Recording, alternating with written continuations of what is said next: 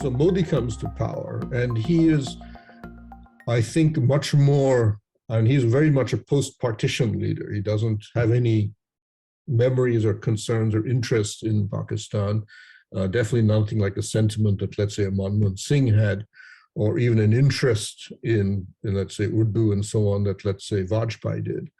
And he comes in and says, for me, Pakistan is just this troublesome neighbor. Do I deal with them or not? I don't know. We'll see. But I'm not going to invest beyond a certain point in this relationship. Now, so when he met Nawaz Sharif, however, he was surprised, I think, I would argue, that Nawaz, in private, actually, seemed quite a reasonable person.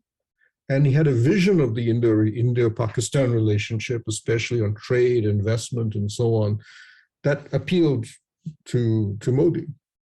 But what I understand is that when they began meeting repeatedly, and at the end of it, Modi was like, I like this guy. But Nawaz would also admit, I have no power on the Indo relationship. The military decide everything. So you and I can keep meeting and doing photo ops, but that's it. So Modi was like, okay, that's fine. And I gather one of the instructions he sent down to his foreign ministry and to his government, nobody criticizes my friend Nawaz. You can criticize Pakistan, but not the prime minister, because I like this guy. And maybe, who knows, something may happen with him. Then, of course, Nawaz fell from power anyway.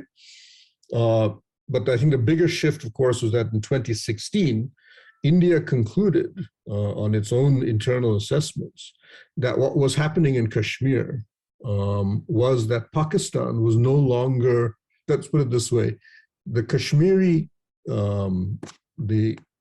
movement in the valley was no longer looking to Pakistan. They were interested in independence or autonomy, but they no longer saw Pakistan as part of the equation, which meant that the original policy of trying to come to an agreement with Pakistan had become irrelevant.